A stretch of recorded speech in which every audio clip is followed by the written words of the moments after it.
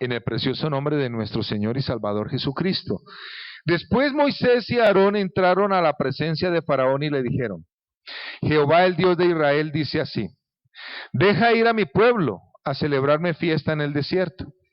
Y Faraón respondió: ¿quién es Jehová para que yo oiga su voz y deje ir a Israel? Yo no conozco a Jehová, ni tampoco dejaré ir a Israel. Y ellos dijeron: el Dios de los hebreos nos ha encontrado. Iremos pues ahora camino de 3 días por el desierto y ofreceremos sacrificios a Jehová nuestro Dios, para que no venga sobre nosotros con peste o con espada. Entonces el rey de Egipto les dijo: Moisés y Aarón, ¿por qué hacéis cesar al pueblo de su trabajo? Volved a vuestras tareas. Dijo también Faraón: he aquí, el pueblo de la tierra es ahora mucho, y vosotros les hacéis cesar de sus tareas. Y mandó Faraón aquel mismo día a los cuadrilleros del pueblo que lo tenían a su cargo y a sus capataces, diciendo: de aquí en adelante no daréis paja al pueblo para hacer ladrillo como hasta ahora. Vayan ellos y recojan por sí mismos la paja, y les impondréis la misma tarea de ladrillo que hacían antes, y no les disminuiréis nada, porque están ociosos. Por eso levantan la voz diciendo: vamos y ofrezcamos sacrificios a nuestro Dios. Agrávese la servidumbre sobre ellos, para que se ocupen en ella y no atiendan a palabras mentirosas. Qué interesante. ¿Cómo es el título, mis hermanos? ¿Ya se les olvidó tan rápido? Oiga, no. La redención tiene que ver con adoración. La redención de nuestras vidas. Redimir significa rescatar mediante el pago de un precio. ¿Sí? ¿Aló? ¿Qué significa redimir? Rescatar mediante el pago de un precio. ¿Qué significa redimir? Eso. Rescatar mediante el pago de un precio. ¿Sí? Es como una prenda que está hipotecada. ¿Sí? Que está empeñada. Entonces, ¿qué? Yo tengo una prenda, tengo este lapicero, voy y lo emprendo, lo llevo a una casa de empeño, allá me lo reciben, si yo quiero me dan algo, por supuesto, pero si yo quiero rescatarlo, ¿qué tengo que hacer? Pagar un precio, pagar un precio. Entonces, redimir significa pagar el precio para rescatar eso que está empeñado. Nosotros estábamos vendidos ¿a qué? Al pecado, al diablo, en el mundo, presos, cautivos, pero Jesús pagó el precio con su sangre y nos rescató a nosotros. ¿Sí? Bueno, ahora, resulta que desde la antigüedad, imagínense, yo descubrí esto leyendo un poco, descubrí que todo lo que se hacía en el tabernáculo de reunión, recuerdan ustedes que había un ritual de ofrendas, de sacrificios, de animales que se sacrificaban y todas esas cosas. ¿Sí recuerdan eso? En el tabernáculo y en el templo que construye Salomón, y de ahí en adelante en ese templo se sigue haciendo un ritual, pero no era una cuestión religiosa. ¿Sabe con qué tenía que ver eso? Con adoración. Imagínense ustedes. Tenía que ver con adoración. ¿Con qué tenía que ver? Con adoración. Lo que Dios quería era que el pueblo de Dios estuviera alrededor de la presencia de Dios, simbolizada por el tabernáculo, el altar de los sacrificios, la fuente, el lugar santo, el santísimo y todo lo que había allá. representaba la presencia de Dios. Tenía que ver con adoración. Imagínense ustedes. Cuando yo encontré esto, yo me gocé muchísimo y yo dije, bueno, no era solamente venir y presentar sacrificios, sino era adorar a Dios, celebrar su presencia en medio de ellos. Bueno, muy bien.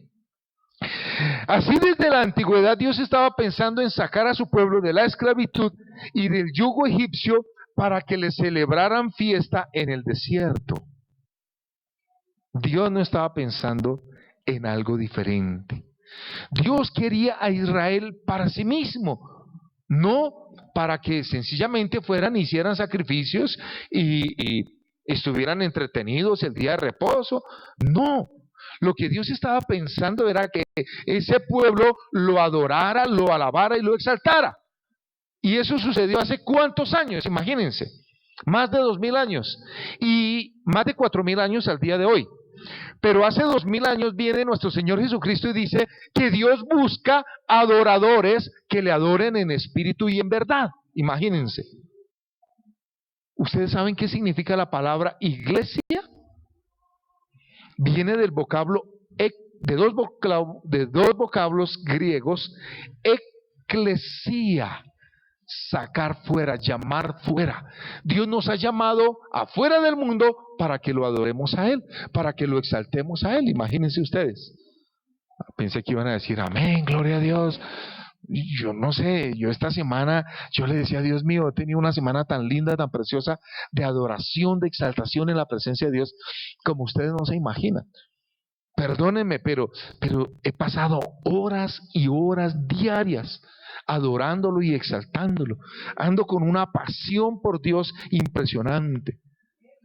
Hermanos, y yo digo que la iglesia, que nosotros nos apasionemos con Dios, que nos alegremos con Dios, que vengamos a celebrar adoración y alabanza al nombre del Señor. Ustedes no saben la bendición que hay detrás de eso. No nos alcanzamos a imaginar. Pero lo que Dios tiene son cosas grandes y maravillosas para nosotros. Y vuelvo y digo, la adoración y la alabanza es como un boomerang. ¿Cuántos conocen un boomerang? Uy, nada más. Un boomerang es un palito de madera, ¿sí? Que tiene como una forma de una U alargada, así más o menos, ¿sí?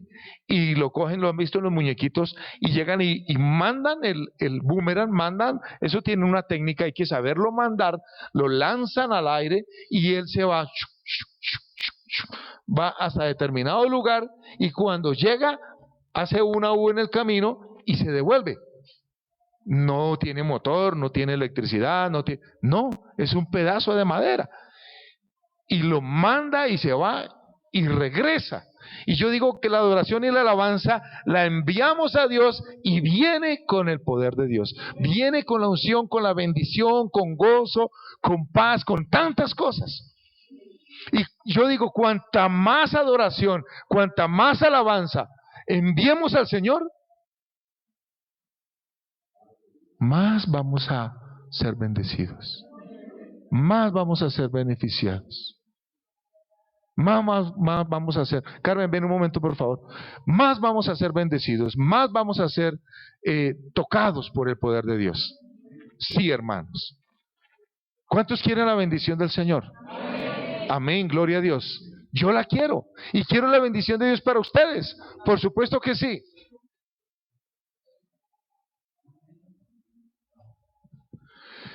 Perdón, estoy diciendo aquí un secreto que no lo puede saber absolutamente nadie. Entonces, hermanos, cuanto más adoro yo a Dios, cuanto más alabo yo a Dios, algo muy especial pasa en mi vida. Algo muy maravilloso pasa en mi vida. Hermanos, aprendí algo más. Los viernes estuvimos estudiando y hemos estado estudiando y vamos a seguir estudiando la vida de varios adoradores. El segundo adorador que nos menciona la Biblia es Enoc. Yo no sabía que Enoc era un adorador, pero lo descubrí. Enoc era una persona que anhelaba y deseaba tanto la presencia de Dios. Era alguien que anhelaba tanto la presencia de Dios que Dios le dijo: Chino, nos vamos. Este mundo no es para usted.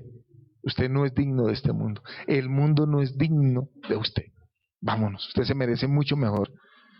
La Biblia dice que en la presencia del Señor hay plenitud de gozo y delicias a su diestra para siempre. ¿Sí? Hermanos, y yo los quiero animar, los quiero motivar a que seamos adoradores. Yo no sé cómo será su vida.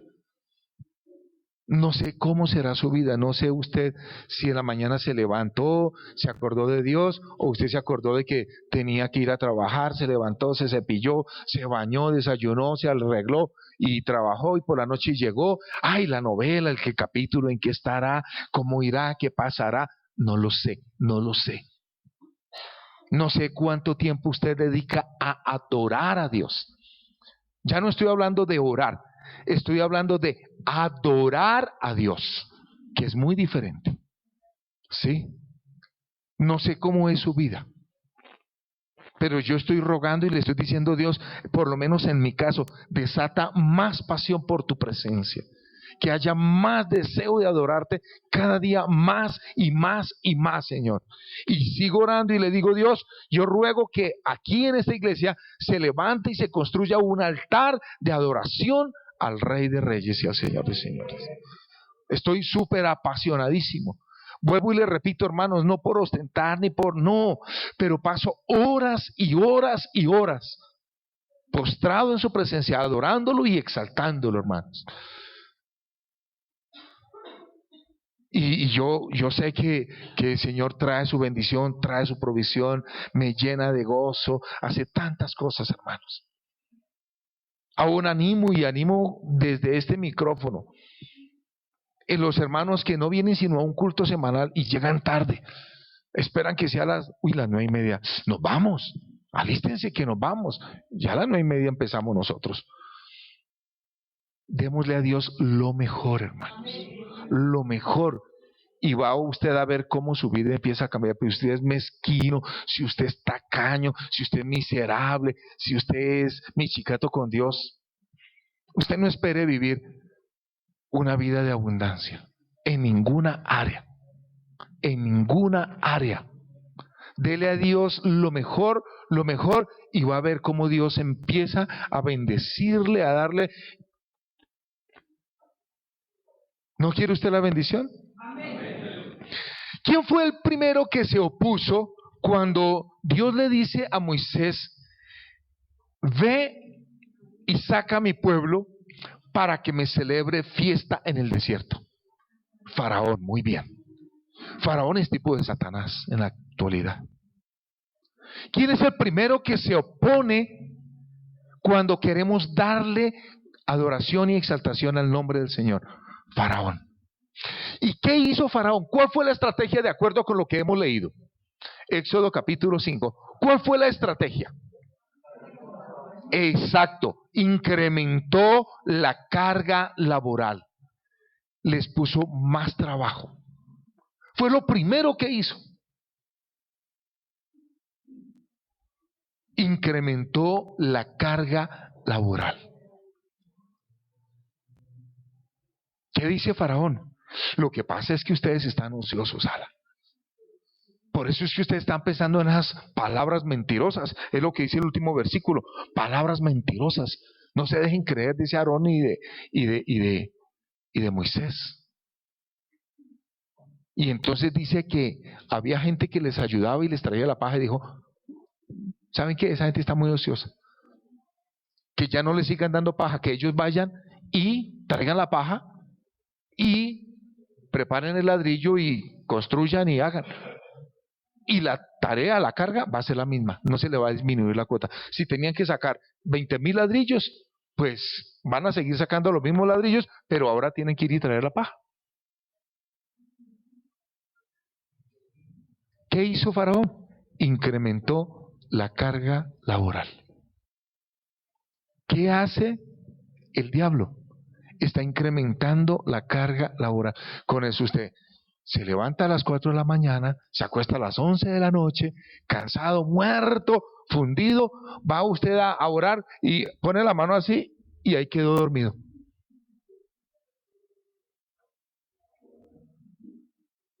Sí, yo le digo, Señor, a algunos hermanitos se les olvidó que entre semana hay culto, aquí hay reuniones. Yo digo, Señor, que haya pasión en nosotros por ti, por tu presencia. Y yo sé que cuando eso suceda, miren mis estimados hermanos, yo les cuento, yo trabajaba, y lo he dicho otras veces, yo trabajaba con una cadena de supermercados muy prestigiosa aquí, y yo trabajaba de las 7 de la mañana a las 8 de la noche. El sueldo, por supuesto que no les voy a decir, las horas estas no me las pagaban, porque era 8 horas, y trabajaba de 7 a 8, ¿cuántas horas hay? A veces no alcanzamos a almorzar, a veces ni nos daban el almuerzo. Sí, por ahí si acaso nos daban una ponimalta y un roscón y eso. A veces no alcanzamos a almorzar, los sábados igual, los domingos era trabaje y trabaje, los días festivos. Y yo andaba en una peladez impresionante. Y yo me puse a orar y yo le decía, Señor, bueno, yo quiero ir a la iglesia, Señor. Yo sé que algunos le dan gracias a Dios tener que trabajar para no tener que ir a la iglesia. Pero yo le decía, yo quiero congregarme, Señor, yo quiero ir, yo quiero asistir, Dios. Y mira, no puedo, Señor. Y vuelvo y le repito, y andaba pelado. Otras veces era tanta la peladez que hasta me ofrecía trabajar el domingo porque me pagaban 3 veces y andaba, ahí sí que peor de pelado. Pero Dios escuchó mi oración un día, me permitió cambiarme de empresa, trabajaba de 8 a 6, sí, de 8:30 de la madrugada a 6 de la tarde, tenía una hora de almuerzo, no tenía que ir ni los sábados, ni los domingos, ni los festivos, y me pagaban el doble. Así de sencillo. ¿Qué hizo Faraón? Incrementó la carga laboral. No les subió el sueldo, no les dio, no les incrementó las prestaciones sociales. A mí me llama la atención la soberbia y la arrogancia de Faraón. Versículo 2. ¿Quién es Jehová para que yo oiga su voz y deje ir a Israel? Yo no conozco a Jehová, ni tampoco dejaré ir a Israel. Eso dice Satanás, eso dice el diablo. ¿Quién es Jehová? Dice, yo no lo conozco. Y tampoco voy a dejar ir. Faraón se creyó con derechos sobre Israel. ¿Y sabe qué fue lo que pasó? Que realmente Israel le facturó eso a Faraón. Se empeñó a sí mismo a Faraón. Porque ellos eran el pueblo de Dios, no era el pueblo de Faraón. No eran los sirvientes y los esclavos de los egipcios. Pero mucho cristiano por su mentalidad vive como un esclavo de Faraón, como un esclavo de los egipcios, un esclavo del mundo. Y feliz y contento. Y vamos a ver la plata dónde está. No hay con qué pagar arriendo, servicios, hacer mercado. ¿Por qué no cambiamos ya el orden? Ponga a Dios en el lugar que le pertenece al Señor. Cambiemos el orden. ¿No está cansado usted? ¿No? ¿Entonces quieren seguir por las mismas? No, hermano, yo no. Yo no sé usted, pero yo no. Hermanos, es en la presencia del Señor. Hoy está pasando lo mismo, más trabajo, menos ingresos. Pero yo digo, hay una estrategia diseñada, montada por el mismo diablo, procurando que la gente cada vez tenga menos tiempo para estar con Dios. Y entonces pasamos a otra área. Hoy hay más entretenimiento. Hace 30, 40 años, habían 3 canales de televisión cuando no se dañaba la señal, eran blanco y negro, ¿sí? Y no todo el mundo tenía televisión, ¿sí?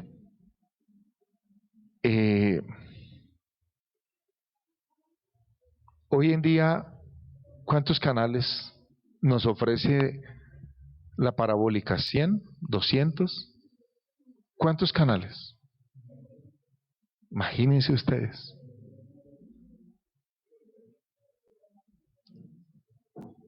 Termina una película, no se vaya, a continuación tal, y le pasan la parte más intrigante, más emocionante y queda ahí. Sí, no hablemos de los juegos. Hay gente que quiere celular, entrará 1 o 2 llamadas diarias cuando mucho, pero eso sí tiene celular para estar jugando ahí. Más entretenimiento, más diversión, ¿cierto? Más esclavitud. El cine, ¿sí? Ahora en tercera dimensión, pues, eso son adicciones también. El otro día hablaba con alguien, los gimnasios. Cuando los abuelitos hacían gimnasio, ¿sí? Y vivían más y mejor, y dormían más y mejor que nosotros. Hoy en día dormimos 4 o 5 horas. Vamos al gimnasio. Y eso es muy cómico, porque va al gimnasio y tiene aquí los 2 celulares. Y está haciendo ahí gimnasio y entonces con los celulares, porque pronto me llama el jefe, me llama el proveedor, bueno. Y hacemos ejercicios, pero vivimos menos tiempo. Y nos acabamos más rápido.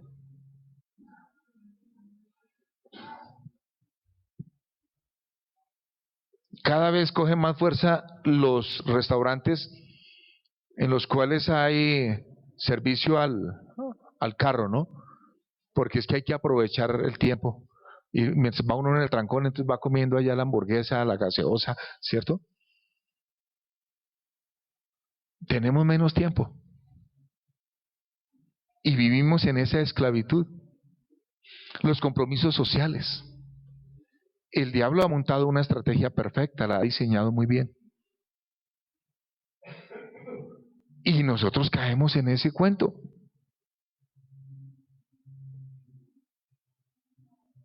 Marx, aunque según leí, estuve estudiando, no fue él el que diseñó esa frasecita, pero él la retoma de otros pensadores, Karl Marx, y dice que la religión es el opio del pueblo. Entonces, él se encargó de decir que la fe era mala, que la religión era mala, que hacía daño. Algunos acuñaron la frase y empezaron a utilizarla y a darle palo y garrote al uno y al otro. La religión es mala, la religión embrutece. Sí. Yo tengo mi propia ecuación. Yo digo que si más bien nosotros estuviéramos fieles a Dios y hubiéramos seguido tomados de la mano de Dios, ya habríamos conquistado el universo. Muchos planetas, seguro. Los grandes inventores, gente cristiana. Los grandes inventores, gente cristiana. Entonces, eso de que la religión es el opio del pueblo es una mentira. Pero el diablo se ha encargado de meternos esa mentira y nosotros la hemos acuñado, la hemos recibido, la hemos aceptado. ¿Y qué? Y estamos perdiendo la bendición con el Señor. Creemos que es malo buscar del Señor, que es malo buscar de Dios. Pero, hermanos, es al contrario. Es cuando nos independizamos de Dios. Cuando nos separamos de Dios, que empezamos a tener problemas. ¿Qué ha sucedido con naciones enteras que han cerrado sus puertas al cristianismo, a la fe, al evangelio? Han caído en un retroceso. Han caído en un retroceso. ¿Qué pasó con lo que llamábamos la Unión de Repúblicas Socialistas Soviéticas? Aparentemente ellos, mejor dicho, eso fue el boom, pero por dentro estaban mal, quebrados económicamente. Hasta que llegó este señor Mikhail Gorbachev y dijo, no, mostrémosle al mundo quiénes somos, de qué estamos viviendo. Una miseria, una pobreza terrible, espantosa. Algunos dirán, pero hace poquito hicieron los Juegos Olímpicos, sí, pero vamos a mirar cuánta hambre y miseria y necesidad hay.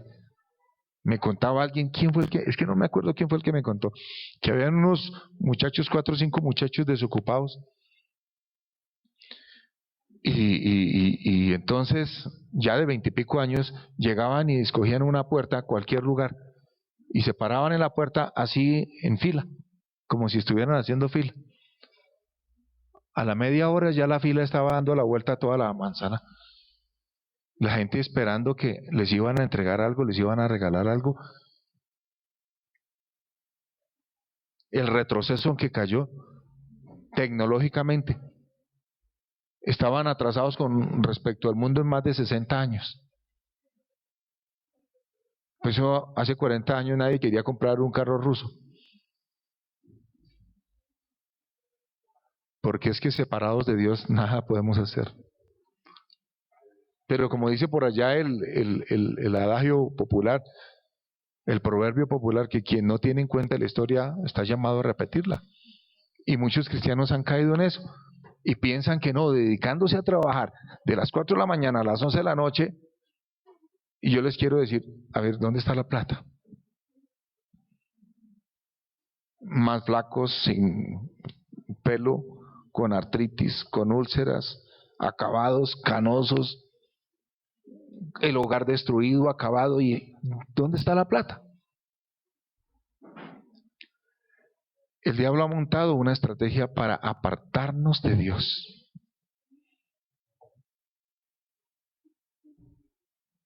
Y estamos mal. A veces creemos que la felicidad está en tener muchas cosas, muchos avances. ¿De qué nos sirve tanta ciencia? ¿De qué nos sirve tanta ciencia? Antes estamos, perdóneme la expresión, pero estamos más brutos.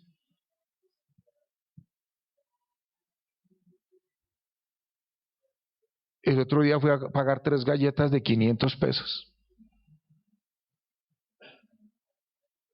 Y sacó la muchacha la calculadora. Y la calculadora del celular. 3 por 1500. Por 3 por 500.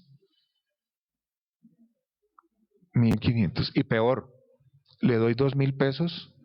Me da 2000 pesos. Menos. Ay, ¿cuánto fue que habíamos dicho?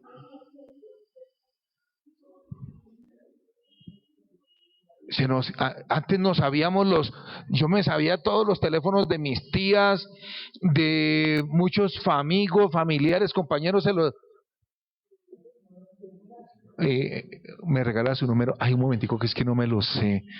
Me dicen, busque aquí, sí, y lo digo porque en las brigadas médicas pasa muchísimo. La misma gente me dice, mire, yo me llamo, menos mal se acuerda el nombre. Sí, y entonces me dice, busque ahí, ahí está mi número. Ni siquiera se sabe el mismo número. Entonces no hablemos, no hablemos de qué dice la Biblia en Juan 3:16. ¿Sí ve? Dudaron. En el principio creó Dios. No, ese no es. No se sabe en Juan 3:16, imagínense. Imagínense ustedes, estamos pero graves, hermanos. Vamos a dar, Raquel, paquete de papas allá. Ahí tenemos la actividad, dice Juancho. Al que me diga Juan 3:16. Dios de los cielos, Señor Jesús. Entonces, si no adoramos menos, leemos la Biblia, y si no adoramos menos, oramos menos, estamos graves. Como iglesia estamos graves, graves. Eso sí, y ahora yo creo que el invento fracasó. Era una nevera con televisor. Creo que fracasó. Yo la vi, pero eso no se vendió, gracias a Dios. Porque es que la señora, mientras estaba picando allá, entonces podía estar mirando la telebovela y entonces picando, claro, ahí se le iba el dedo, pero... ¿Y ahora qué hacemos? No vamos al culto, pero yo me voy a quedar viendo una predicación por Dios Todopoderoso. Tenemos gente ahora en internet, hay personas en internet, pero se ve que son de otros lugares, lejos de otros países que nos están mirando. No lo vaya a pagar, no lo va a pagar. Pero es que imagínense, ¿y de qué se está nutriendo? ¿De qué se está nutriendo? Me gustó lo que dijo el director nacional de AFLET, quienes vinimos y estuvimos acá. Dice que hay iglesias que ahora van a orar por la sanidad o liberación de alguien. Tráigame una foto. Él no pudo venir porque estaba enfermito allá, entonces, o tráigase una prenda de él, decía este señor. Y vamos a orar. Y entonces cogían la foto y oraban. A mí me habían contado otra que ya le había contado acá, es que si yo, bueno, hablemos, no tengo hermanos carnales, pero digamos que tengo un hermano y ese hermano está endemoniado.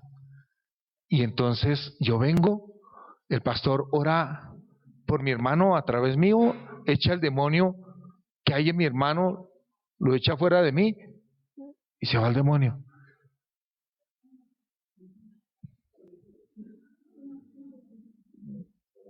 ¿Y dónde está eso en la Biblia? No, pero funciona, hermano, es que funciona.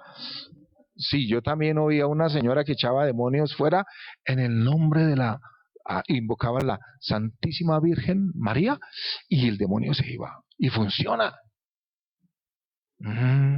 Entonces este señor decía, traiga una foto, traiga una prenda y echamos fuera el demonio, la enfermedad o lo que sea. Alguno dirá, el Señor hubiera hecho lo mismo, sino que en ese entonces no existía la fotografía. Ya entendí. Eso dijo él mismo, eso se llama brujería, hechicería. ¿Y qué es lo que nos están transmitiendo? Pero no, se quedó en la casa porque es que le dolía una uña y entonces mejor veía la predicación por televisión de enlace y cosas de esas. Queridos hermanos, estamos mal. En serio estamos mal. Creo que nada reemplaza la presencia del Señor. Nada reemplaza una experiencia directa con Dios. Pero Satanás ha estado metiendo cositas en los hogares. Sí, a través de la tecnología, de la televisión, casas súper inteligentes, luz y ¡pum! Se prenden las luces. Calefacción y se prende la calefacción. Sí, por el celular. Entonces coge tan, marca la casa y entonces se ubica ahí. Olla eléctrica, ¡tin! Entonces, como usted llega en media hora, bueno, 1 hora por media hora del trancón, entonces lo pone una hora y la ollita se prende sola, ¿cierto? La lavadora, dejé la lavadora funcionar. Estoy hablando de cosas reales. ¿Y de qué nos ha servido todo eso? Vivimos menos y envejecemos más rápido. Queridos hermanos, la Biblia dice que con el Señor está el manantial de la vida. Y Él dice que Él es el agua viva, ¿cierto?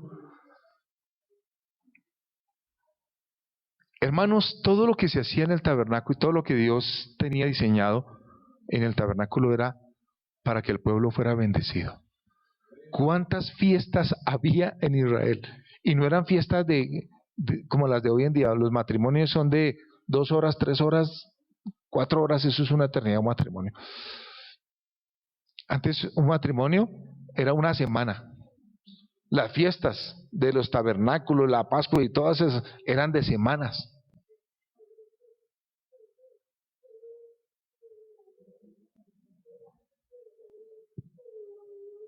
Pero era todo alrededor de la presencia de Dios. Lo que el Señor quería era que el pueblo le celebrara fiesta. Yo me estuve haciendo una pregunta. ¿Por qué Moisés dice, versículo 3, y ellos dijeron, el Dios de los hebreos nos ha encontrado, iremos pues ahora camino de 3 días por el desierto, y ofreceremos sacrificios a Jehová nuestro Dios? Dice, para que no venga sobre nosotros con peste o con espada. Yo me hacía la pregunta de dónde sacó Moisés eso, para que no venga sobre nosotros con peste o con espada, porque uno lee los capítulos 2, 3 y 4, y en ninguna parte encuentra uno que Dios le dice, o usted me adora, o si no viene espada y viene destrucción. No sé si Dios se lo dice después, no queda registrado ahí, o no sé si él interpreta mal los milagros que Dios hace cuando Dios le dice, mete tu mano en el seno, mete la mano y sale leprosa, y volvió y la metió. Entonces no sé si Moisés de pronto dice, es que si no adoramos a Dios viene sobre nosotros peste y espada. No sé si Dios se lo habrá dicho. Cuando estemos en la presencia del Señor se lo vamos a preguntar, oiga Moisés, ¿y usted dónde sacó ese cuento? Que si uno no adora a Dios viene peste y espada. Lo que pasa es que más bien, ¿sabe qué? Yo pienso que uno empieza a separarse de Dios y se empieza a alejar de la bendición de Dios.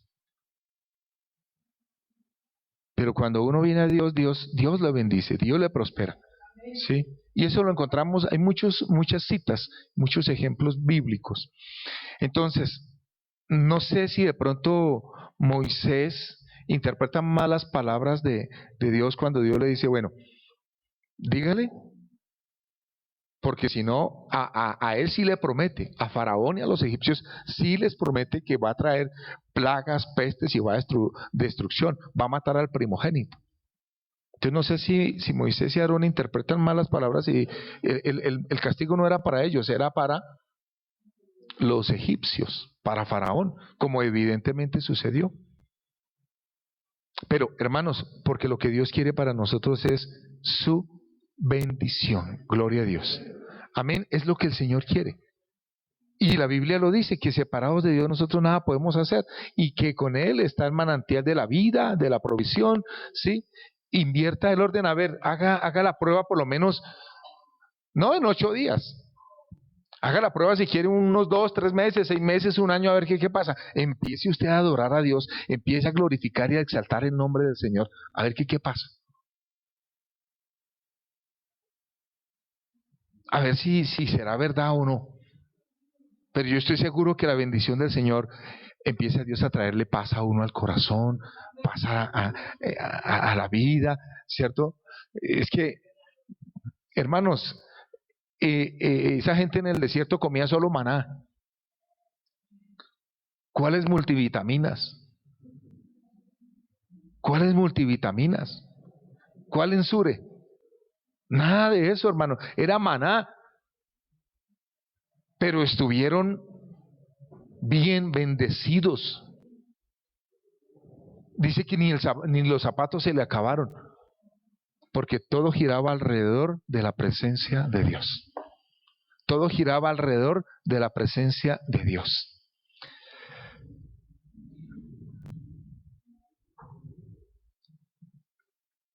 Hay gente que piensa como Faraón, que lo más importante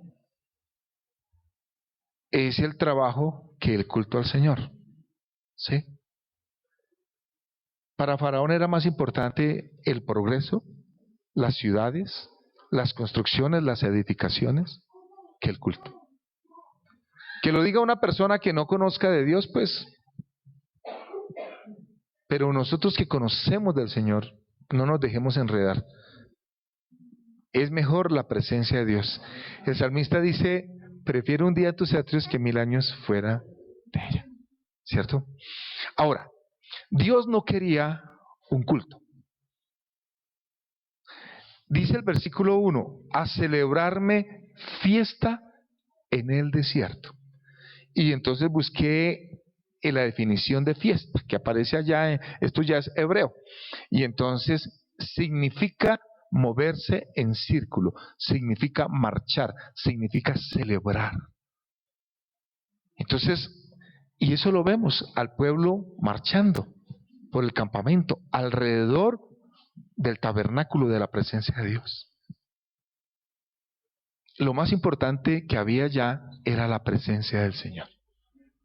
Pero Dios no quería hacer eso en Egipto, sino que el pueblo saliera.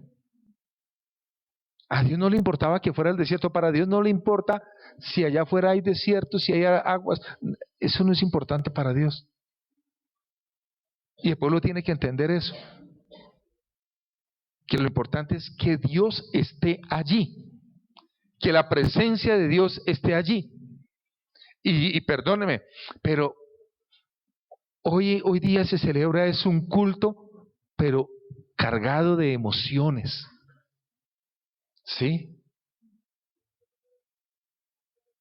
Y hermanos, hay que tener como el discernimiento, la sensibilidad a flor, ¿sí?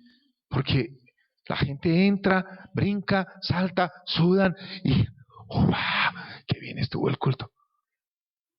Pero realmente ¿fue adoración a Dios eso? ¿O un culto a la carne, a las emociones, al ego, al yo?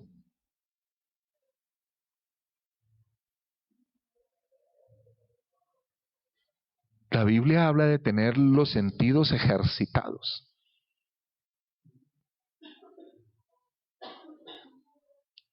Yo sé, para una persona, hablemos de,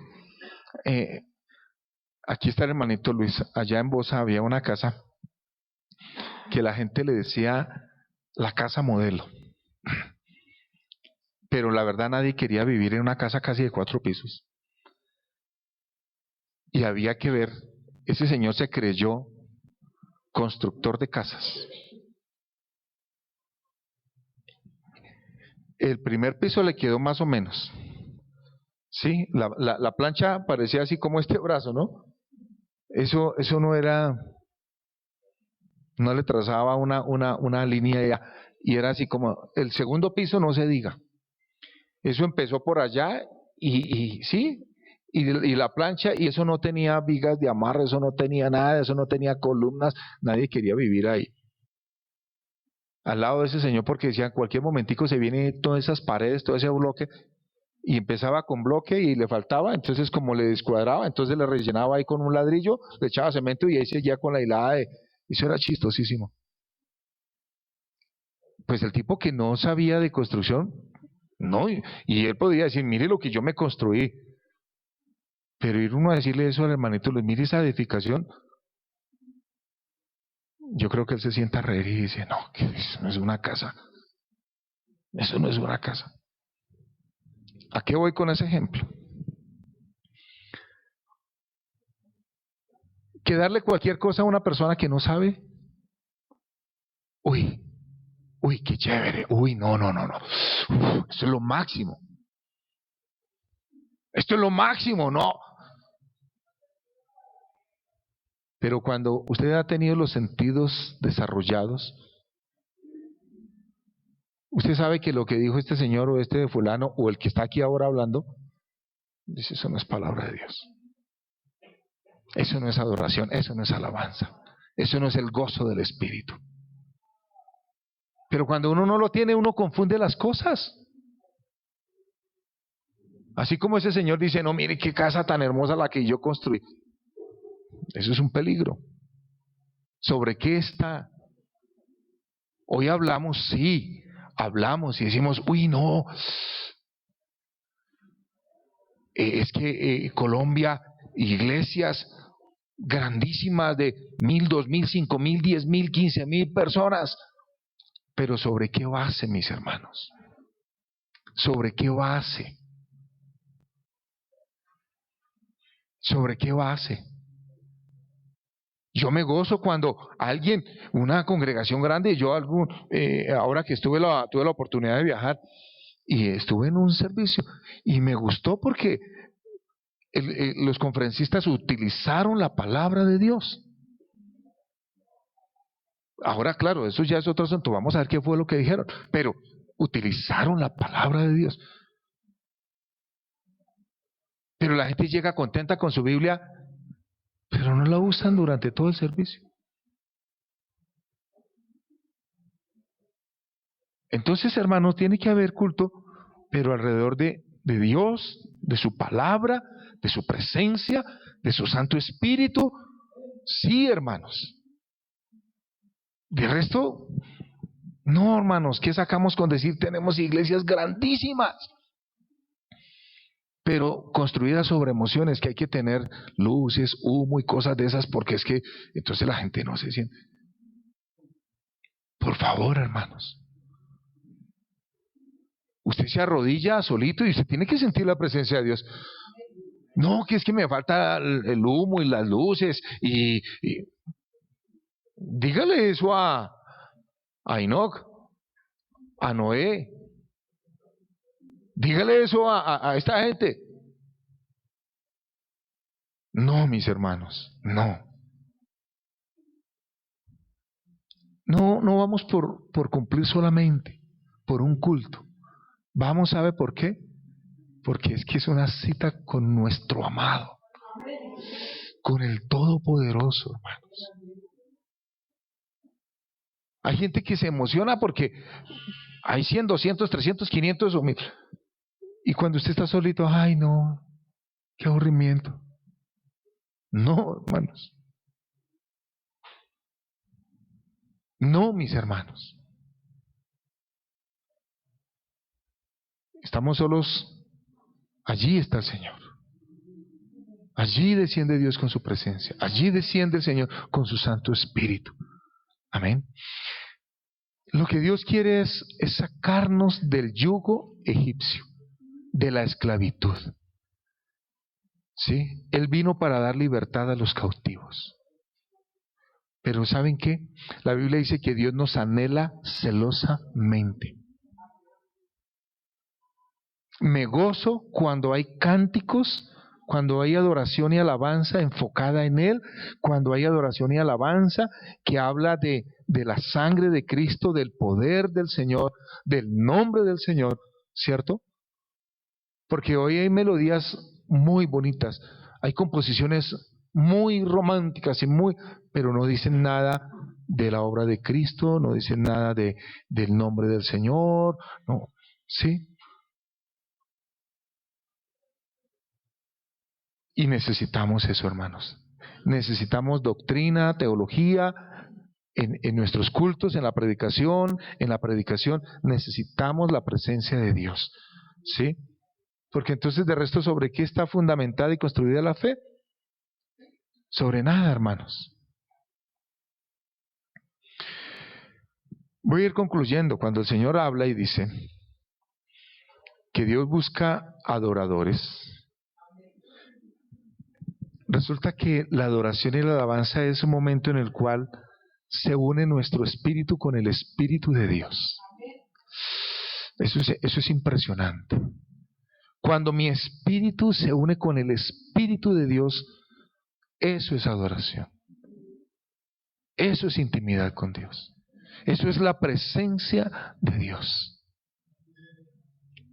Puede haber genuina adoración cuando hay una revelación de quién es Dios. Cuando yo me puedo postrar delante de Él. ¿Sí? Cuando hay una entrega total al Señor. ¿Sí? Cuando se manifiesta el poder de Dios. Hermanos, no caiga usted en el juego del diablo.